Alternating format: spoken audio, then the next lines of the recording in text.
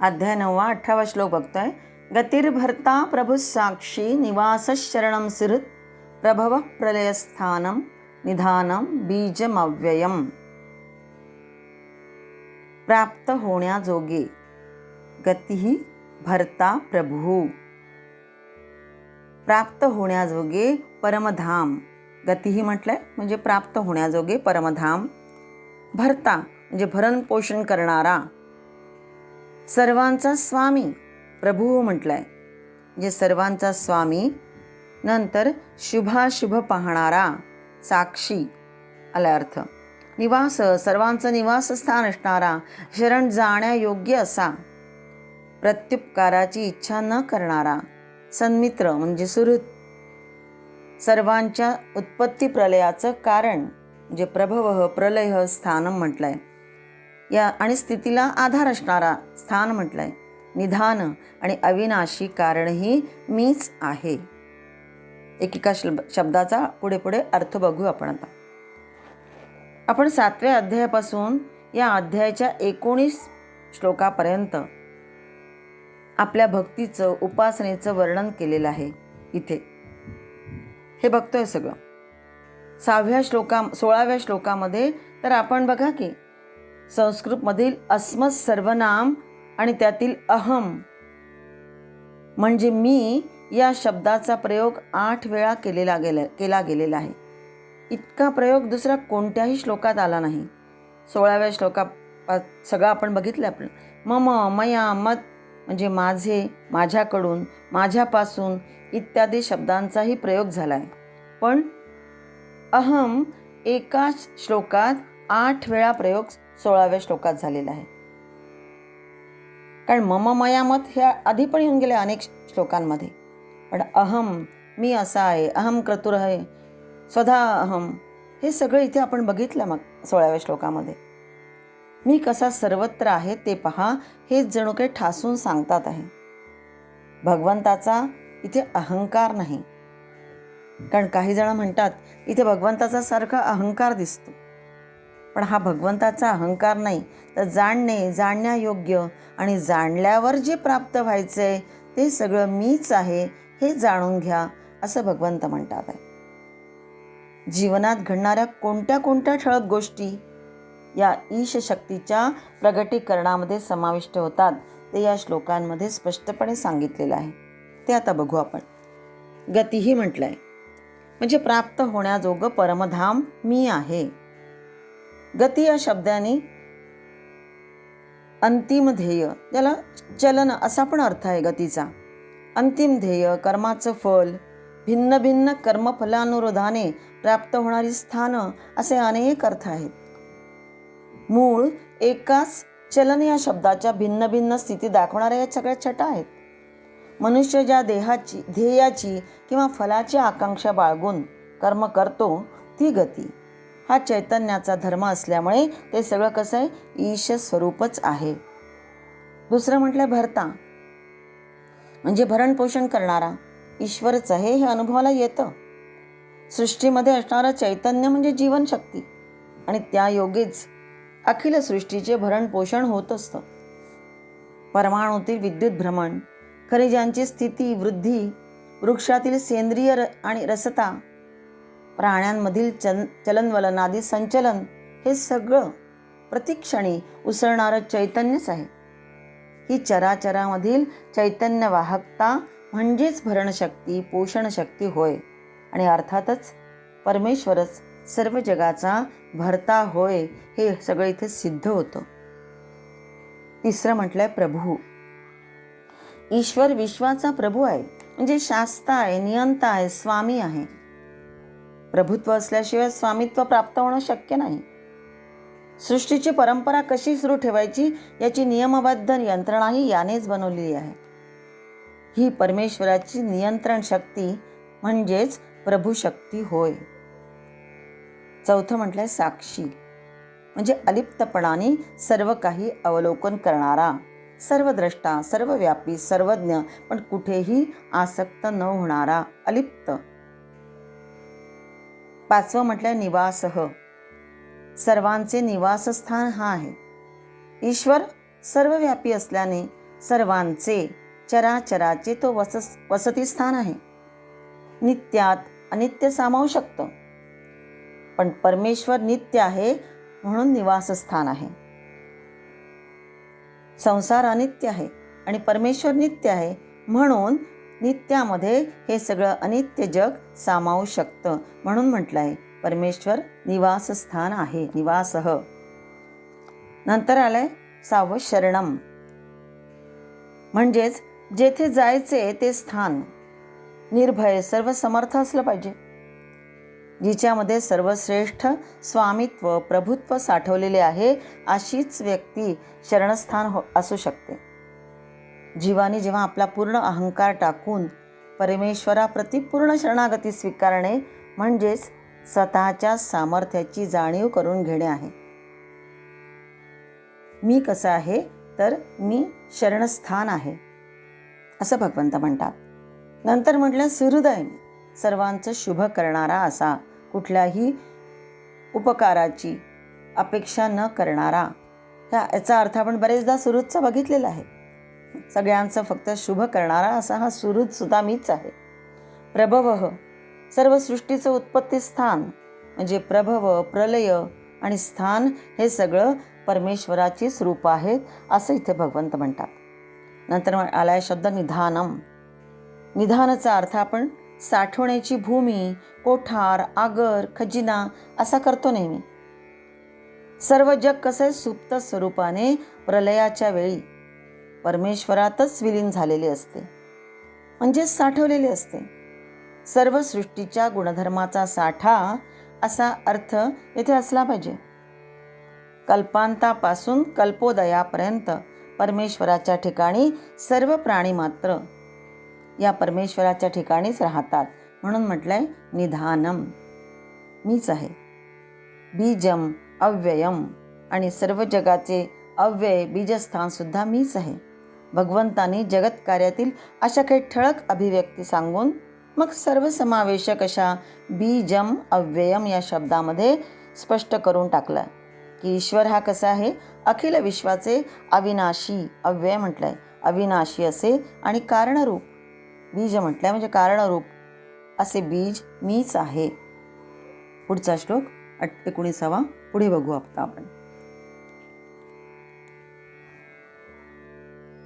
19 श्लोक बघतोय. तपाम्यहमहं वर्षं निगृह्णामित सृजामि च अमृतै चैव मृत्युश्च सदसच्चाहमर्जुन. मीच सूर्यरूपाने, तपामी अहम, मीच सूर्यरूपाने ताप देतो. वर्षम म्हणजे पर्जन्याचे, निगृह्णामी आकर्षण करतो. च उत्सृजामी आणि वर्षावही करतो. हे अर्जुना, अहम एव अमृतम, मीच काय अमृतपण आहे, मीच मृत्यू आहे, आणि सत असत सुद्धा अहम मीच आहे. सूर्य ही परमेश्वराच्या विराट स्वरूपामधली एक दिव्य अशी अभिव्यक्ती आहे. या सूर्यामध्ये ओज आहे, तेज, उष्णता, प्राणशक्ती, सर्व प्रकारची जीवनशक्ती आणि ज्ञानशक्तीही आहे. आपल्या ग्रहमालेचा संसार योग्य रीतीने कसा चालवावा हे ती सूर्यदेवता उत्तम रीतीने जाणते. जणू काय सर्व सृष्टीची जीवनधारणा उत्तम रीतीने व्हावी म्हणून हा पृथ्वीपती, हा ब्रह्मांड नायक जणू महान तपश्चर्याच करतो. सूर्य तापतो असं म्हटलंय, म्हणजे सूर्यरूपाने उष्णता देतो, पृथ्वीला उष्णता देतो. ओज, तेज, प्राणशक्ती, सर्व प्रकारचं जीवन याच्यामुळे प्राप्त होतं आपल्याला. योग्यकाली जलशोषण करतो आणि नंतर जलोत्सर्जन सुद्धा करतो. निगृह्णामित सृजामीच, पृथ्वीवरील पीक पाणी उत्तम करून मग सर्व जीवन उत्कृष्टपणाने कालक्रमणा करू लागतं. भारतीय तत्वज्ञानी जे आहेत, भौतिक शास्त्रज्ञही होते, जे भारतीय तत्वज्ञानी होते हे कसे भौतिक शास्त्रज्ञही होते हे या श्लोकावरून लक्षात आल्यावाचून राहत नाही. सूर्य हा केवळ ग्रहमालेतील एक मध्यवर्ती तप्त ग्रहगोल नसून ती प्रत्यक्ष परमेश शक्तीची दृश्य अशी एक अभिव्यक्ती आहे. हे एक महान सत्य अध्यात्मवेत्ते जाणत आहेत आणि त्याच सत्याला अनुलक्षून सूर्य हा सारखा तापत असून जलाकर्षण, जलवृष्टी या पृथ्वीवरील क्रिया या सौरशक्तीचेच कार्य आहे. असा हा सूर्य प्रत्यक्ष परमात्म्याचेच रूप आहे असे मानायला मुळीच हरकत नाही. पुढे म्हणतायत की हे अर्जुना, मीच काय, हे अमृत आहे आणि मृत्यूही मीच आहे. या विधानामधील रहस्याचा आता विचार करू थोडासा. अमृत कसे? तर जेथे मृत्यूची नावनिशाणी नाही, म्हणजे कसलाच बदल होण्याची जेथे शक्यता नाही, ते अमृत. असे अमृत म्हणजे फक्त स्वयंजीवनच असू शकतं. जीवन म्हणजेच चैतन्य आणि चैतन्य हे संविद रूपाने अणुरेणूमध्ये वास करीत असते. ते कोठे नाही अशी जागाच नाही. सृष्टीची निर्मिती म्हणजे चैतन्य आणि हे चैतन्य कसं आहे? अमर्त्य आहे. किंबहुना अमर्त्यता, अमरत्व हे चैतन्याचं स्वरूप आहे. म्हणून चैतन्य अमृत आहे. पण या चैतन्याची स्वतः अमर्त्य असल्यामुळेच ज्या प्रकृतीशी त्याचा संबंध येतो ती प्रकृती मात्र मर्त्य ठरते आणि ते अमृतमय चैतन्य त्या प्रकृतीचा समूळ नाश करून टाकतं. प्रकृतीमध्ये नित्यशः बदल घडून आणणारं हे जीवनरूप चैतन्यामृतच होय. पदार्थ मात्राला बदलून टाकून नवे नवे रूप देणारं हे चैतन्य मात्र स्वतः किंचितही न बदलता अबाधित असं निर्लेप राहतं. चैतन्यरूप जीवन नसतं तर जगात मृत्यूही दिसला नसता. अर्थातच जीवन चैतन्यच अमृतही आहे आणि मृतही आहे अशी ही दोन्ही रूपं धारण करतं. मृत्यू हा भासमय असून जीवन चैतन्यच काय ते सगळं सर्वस्व आहे, सर्व काही आहे. म्हणून म्हटलंय अमृत काय किंवा मृत्यू काय ही एकाच परमेश्वराची, अमृत आणि मृत्यू हे एकाच परमेश्वराची दृश्य होणारी स्वरूपे आहेत. यमरूप मृत्यू ही परमेश्वराचीच एक अभिव्यक्ती आहे. म्हणून अमृत, मृत्यू हे दोन्ही मिळून परमेश्वरच आहे. आणि शेवटी म्हटलंय सत आणि असत हे सुद्धा मीच आहे. म्हणजेच काय? तर संसारामध्ये सत म्हणजे पराप्रकृती आणि असत म्हणजे अपराप्रकृती, याशिवाय दुसरं काहीही नाही. संसार असत आहे आणि त्यात राहणारे परमात्म तत्व सत आहे. शरीर असत आहे आणि शरीरी आत्मा सत आहे. म्हणजे शरीरात राहणारा आत्मा जीवात्मा. जीवात्मा परमात्मा अविनाशी आहे. शरीर आणि संसार विनाशी आहे. तात्पर्य सर्व काही भगवानच आहे. शेवटी हा विषय लक्षात घ्यायचा की आत्मतत्व, ईशतत्व किंवा ब्रह्मतत्व हेच काय ते एकमेव तत्व सृष्टीच्या मागे आहे. ते अव्यक्त असल्यामुळे ध्यान योगाला आलंबन म्हणून स्वीकारणं जरा कठीण असतं, कारण दिसत नाही समोर काही. म्हणून ध्यानाभ्यासाच्या दृष्टीने किंवा उपासनेच्या दृष्टीने 9व्या अध्यायामध्ये परमेश्वराच्या विविध अभिव्यक्तीही सांगितल्या आहेत. पण सर्व व्यक्त अव्यक्त पदार्थात एकच परमेश्वर नटला आहे हे पूर्ण सत्य कधीही विसरता कामा नये. परंतु ज्या भक्तांमध्ये सकाम भाव असतो आणि ते मग स्वर्गादी लोकातील भोगप्राप्तीसाठी यज्ञ इत्यादी अनुष्ठान करतात. आता हे सगळं वर्णन पुढच्या श्लोकामध्ये 20व्या श्लोकात सांगतात आहे, ते बघू पुढे. अध्याय 9 श्लोक 20 बघतोय.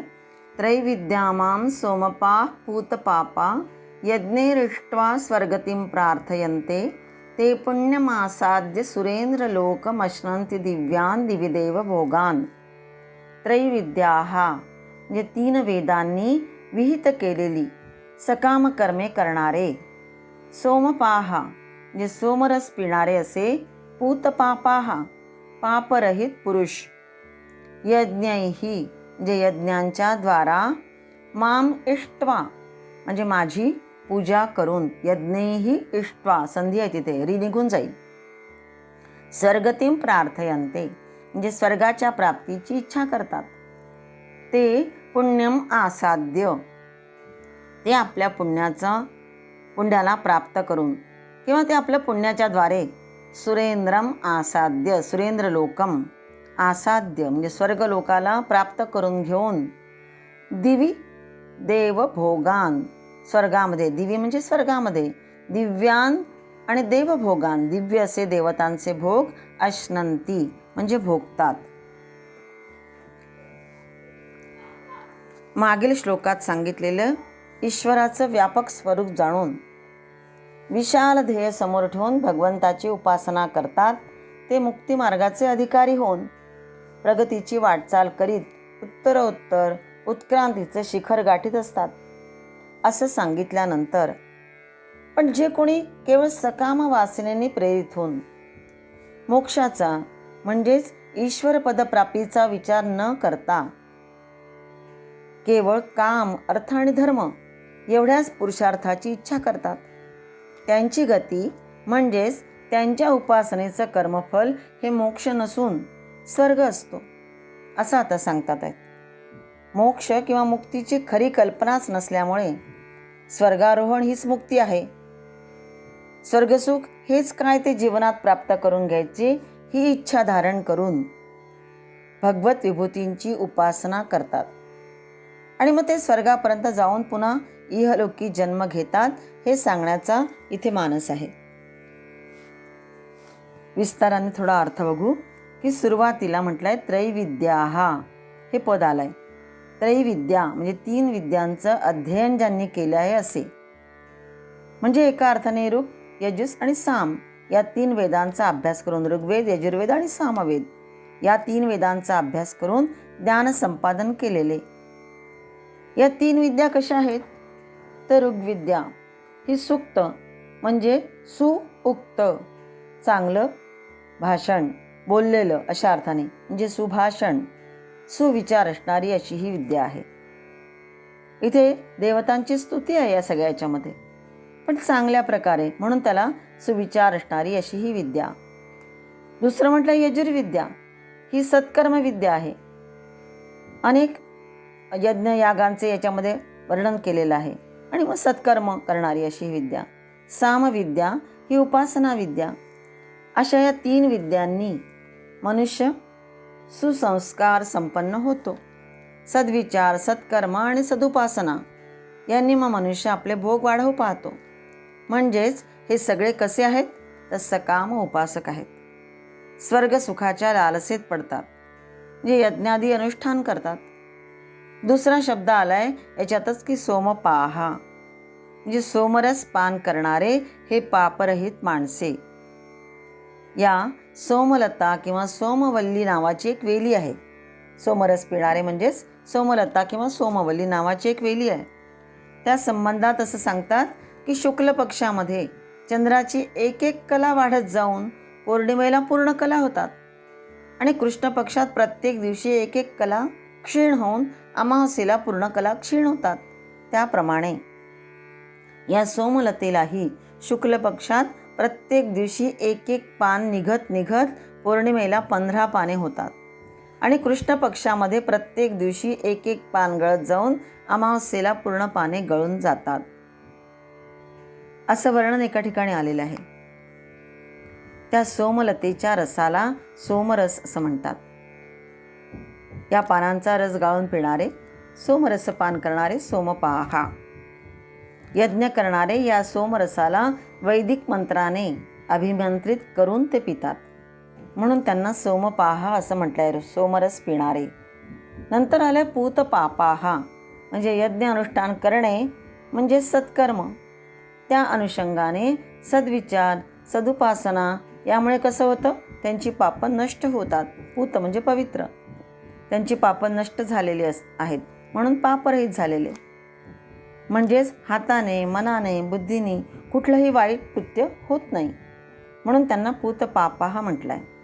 अशा प्रकारे त्रैविद्याहा, सोमपाहा, भूतपापाहा असे हे सत्कर्माचरणी लोक स्वर्गीय सुखासाठी पुण्य संपादन करून सुरेंद्र लोकातील स्वर्गीय भोग आणि दैवी आनंद भोगतात, असा या श्लोकाचा अर्थ आहे. पुढचा श्लोक पुढे बघू.